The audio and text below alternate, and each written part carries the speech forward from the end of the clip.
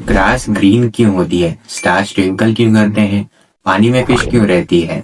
भगवान होते हैं या नहीं? और आखिर ये प्लांट्स खाते क्या है? हेलो, मेरा नाम है समीर और मैं आज की इस वीडियो में बताऊंगा कि कैसे स्कूल्स क्रिएटिविटी को किल करते हैं। और इस वीडियो को जरूर ध्यान से देखना, क्योंकि ये वीडियो सबके लिए बहुत ज्यादा इम्पोर्टेंट होने वाला है। यही सवाल हमने बचपन में कईयों से पूछा होगा। उस समय हर एक बात पे हम सवाल पूछते थे। उस समय हर एक चीज के पीछे रीजन जानने की इच्छा होती थी। फिर चाहे सवाल हो बच्चे कहाँ से आते हैं या फिर मरने के बाद क्या होता है। ऐसे तमाम सवाल हम बचपन में कईयों से पूछते थे। लेकिन जैसे जैसे हमारी एज बढ़ते जाती है, हमारी क्यूरियोसिटी भी खत्म होती जाती है।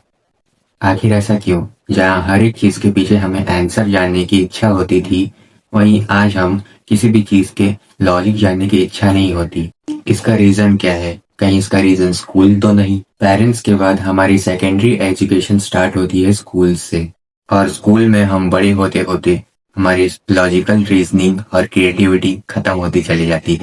क्या सच में स्कूल क्रिएटिविटी को मार देती है? क्या है इसका सच? चलिए समझते हैं। दोस्तों, थोड़ा सोचो, क्रिएटिविटी आखिर होती क्या है? आप सब कुछ ना कुछ अपनी बुद्धि से कुछ ना कुछ बताएंगे जरूर, और उन सब में से कुछ ना कुछ सही भी होगा। लेकिन अगर इसको एक क्वेश्चन बना दिया जाए कि डिफाइन क्रिएटिविटी, तो लोग बुकिश लैंग्वेज में अपनी बातों को डिफाइन करने की कोशिश करेंगे। घबराइए मत, ये एक आम प्रॉब्लम बन चुकी है।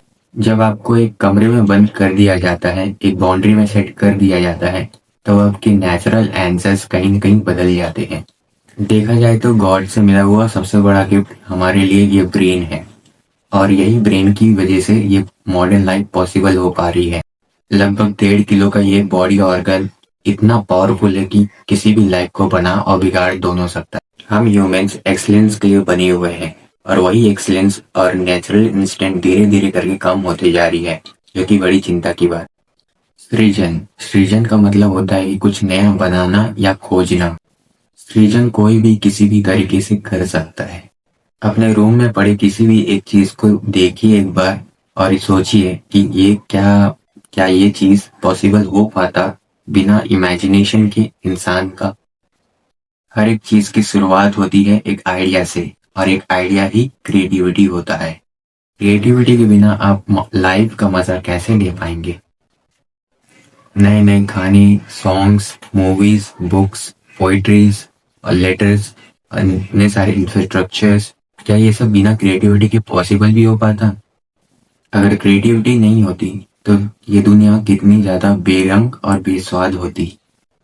हर तरीके से खुद को व्यस्त, स्वस्थ और मस्त रखने के लिए क्रिएटिविटी की जरूरत होती है, और ये क्रिएटिविटी फ्यूचर में सरवाइव करने का सबसे बड़ा टूल है। अब आप ये सोच सकते हैं कि क्रिएटिविटी आती कहाँ से है। क्रिएटिविटी आती है हमारी क्वेश्चनिंग से, यानी हमारी जानने की इच्छा से। जब तक आप वाई नहीं जानेंगे, तब तक आपका हाउ नहीं होगा। और इस क्रिएटिविटी को जिंदा रखने में स्कूल्स का सबसे बड़ा रोल होता है। हम अपने लाइफ का सबसे बेसिक पार्ट स्कूल्स में बिता देते हैं, और स्कूल से ये डिसाइड करता है कि हम क्या बनेंगे। लेकिन आज का एजुकेशन सिस्टम सिर्फ हमारा फ्यूचर ही नहीं, बल्कि हमारा प्रेजेंट भी खराब कर रहा है। आज एजुकेशन का गोल ये नहीं रह गया कि क्रिएटिव थिंकर बनाए, आज ये गोल रह गया है कि सिर्फ एक अच्छा वर्कर बनाए। फेमस टेड स्पीकर सर केन रॉबिन्सन के अकॉर्डिंग स्कूल क्रिएटिविटी को नेचर नहीं करता, बल्कि वो किल कर देता है। और इस आर्ग्यूमेंट में कई सारे स्कॉलर्स ने भी अपनी बात रखी है। तो चलिए समझते हैं कि स्कूल्स क्रिएटिविटी को कैसे और क्यों किल कर देता है। 19th सेंचुरी से पहले ना तो स्कूल्स इतने कॉमन थी, और ना ही पब्लिक एजुकेशन। इंडस्ट्रियल रेवोल्यूशन के बाद ही स्कूल्स की नीड पड़ी, जिसके दो मेन रीजन थे। पहला रीजन था डिसिप्लिन वर्कर क्लास की शुरुआत, इसलिए लोगों को एजुकेट करना जरूरी था। स्कूल्स में यूनिफॉर्म, टाइम टेबल और एक प्रॉपर डिसिप्लिन, ये सब इंडस्ट्री की नीड थी। दूसरा रीजन था सब्जेक्ट की इम्पोर्टेंस। इंडस्ट्रीज के यूजफुल सब्जेक्ट को ज्यादा प्रेफरेंस दिया गया, और जो सब्जेक्ट बाइसेस या फिर एंटरटेनमेंट से रिलेटेड था, उन्हें हटा दिया गया, जैसे कि आर्ट्स। सब्जेक्ट्स की हाइचिरी बना दी गई थी, सबसे ऊपर मैथमेटिक्स और लैंग्वेज। यहाँ तक कि आर्ट्स को भी कैटेगरीज में डिवाइड कर दिया गया। इस तरह सब्जेक्ट प्रेफरेंसेस ने होलिस्टिक डेवलपमेंट को रोक दिया। प्रॉब्लम ये है कि 300 साल बाद भी सिस्टम वही है और दुनिया की डिमांड बदल चुकी है। अब समझते हैं कि क्रिएटिविटी को किल कैसे किया जाता है। सबसे पहले डिस्करेज किया जाता है क्वेश्चन पूछने को। अगर आप सवाल पूछते हो तो कभी कभार टीचर्स उसे वियर्ड बोलते हैं और पूरी क्लास में मजाक बना देते हैं। उसके बाद आप धीरे धीरे सवाल पूछना बंद कर देते हो। दूसरा वेपन है एजुकेशन सिस्टम। सबके लिए एक ही एजुकेशन पैटर्न। अगर आप किसी चीज में अच्छे हो तो उसे अप्रिशिएट नहीं किया जाता। क्यों? क्योंकि आप टॉपर की रेस में नहीं हो। बचपन में कितने लोग म्यूजिक बजाते थे, स्टोरीज लिखते थे, अब राइटिंग करते थे, कैलीग्राफी करते थे, डांस करते थे, सिंगिंग करते थे, ड्राइंग करते थे। लेकिन सोचिए कि कितनों का आज के डेट में उनका जो प्रोफेशन है वही उनका हॉबी रहा होगा और कितनों ने अपनी हॉबी को बचाया रखा है। जवाब शॉकिंग होगा।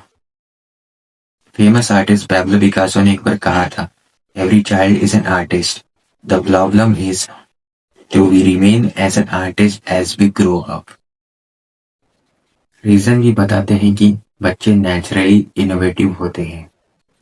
यूनिवर्सिटी ऑफ कैलिफोर्निया के प्रोफेसर एलिसन ग्रैपनिक ने 4 साल के बच्चे पर एक्सपेरिमेंट किया। उन्हें टॉस दिया गया 2 अलग अलग ग्रुप्स में। एक ग्रुप को टीचर ट्रेन कर रही थी और दूसरे ग्रुप को फ्री छोड़ दिया गया था। जो टीचर वाला ग्रुप था उन्होंने जल्दी मिमिक करना सीख लिया, लेकिन जो फ्री ग्रुप था उन्होंने बस साउंड से नहीं बल्कि टॉयज के हिडन फीचर्स को भी डिस्कवर कर लिया। यानी क्विक रिजल्ट के चक्कर में हम इनोवेशंस को किल कर देते हैं। एक और स्टोरी है 5 साल के एक बच्चे की। टीचर कहती थी, हमेशा कंप्लेन करती रहती थी कि ये बच्चा हमेशा बाहर ही देखती रहती है और एक ऑब्जेक्ट को घूरती रहती है। एक दिन टीचर ने उसे ड्राइंग करते हुए देखा और पूछा कि तुम क्या बना रही हो। लड़की ने कहा, मैं गॉड को बना रही हूँ। टीचर ने बोला, लेकिन गॉड को तो किसी ने देखा ही नहीं है। लड़की ने तब जवाब दिया कि जब ड्राइंग बन जाएगा तब सब देख लेंगे। ये होता है क्रिएटिविटी और इमेजिनेशन। लेकिन स्कूल सिस्टम यंग माइंड्स को क्रिएटिव थिंकिंग से हटाकर एक 1 डायमेंशन एकेडमिक सिस्टम में डाल देता है। एजुकेशन सिस्टम का फोकस होता है कि वो सिर्फ राइट आंसर पे फोकस करे, ना कि क्रिएटिविटी पर। स्टैंडर्डाइज टेस्ट और मार्किंग की इस रेस में क्रिएटिविटी धीरे धीरे मर जाती है। स्कूल्स में हमें सिखाया जाता है कि एक प्रॉब्लम का एक ही सलूशन होता है, लेकिन रियल लाइफ में ऐसा नहीं होता, बल्कि एक प्रॉब्लम के कई सारे मल्टीपल सॉल्यूशंस हो सकते हैं।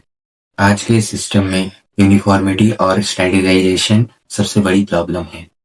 लोग डिग्रीज कलेक्ट करते रह जाते हैं, बैचलर्स, पीएचडी, लेकिन इस रेस में क्रिएटिविटी धीरे धीरे कम होती चली जाती है। सर रॉबिन्सन का कहना था कि क्रिएटिविटी भी उतनी ही इम्पोर्टेंट है जितनी की लिटरेसी, और हमें उसे भी इतना ही इम्पोर्टेंट देना चाहिए जितना कि हम लिटरेसी को देते हैं। हिस्ट्री में ऐसे बहुत सारे एग्जाम्पल्स हैं जहाँ पर क्रिएटिव थिंकिंग को स्कूल्स ने किल कर दिया है, जैसे कि थॉमस एडिसन, जिनके नाम पर 1000 से ज्यादा पेटेंट्स है। उन्हें स्कूल से स्लो लर्नर बोल के निकाल दिया गया था। एल्बर्ट आइंस्टाइन को मेंटली स्लो बोलकर निकाल दिया गया था। स्कूल्स ने क्रिएटिविटी को हमेशा दबाया ही है, और पैब्लो पिकासो भी इनमें से एक का एग्जाम्पल है। उन्हें बोला गया था कि ये एक प्रॉब्लम चाइल्ड है। बहुत सारे और एग्जाम्पल्स है जहाँ क्रिएटिव थिंकर्स कभी भी सिस्टम में फिट नहीं होते। जब आप अपनी नेचुरल क्रिएटिविटी और पैशन को साइड कर देते हैं तो फिर आपकी जिंदगी बोरिंग होने लगती है या तो हैवी हो जाती है, और सिर्फ इससे करियर पर ही नहीं बल्कि मेंटल हेल्थ भी असर पड़ता है। अब सोल्यूशन क्या है? सोल्यूशन भी वही है, school system. Assignments open and होना चाहिए। स्टूडेंट्स को अपने व्यूज एक्सप्रेस करने आने चाहिए। रात भर जागकर पढ़ाई करना कम होना चाहिए। ग्रुप डिस्कशंस होने चाहिए जहां पर स्टूडेंट्स मिलकर आपस में प्रॉब्लम को सॉल्व करें। स्टूडेंट्स को क्रिएटिविटी को अप्रिशिएट करना चाहिए।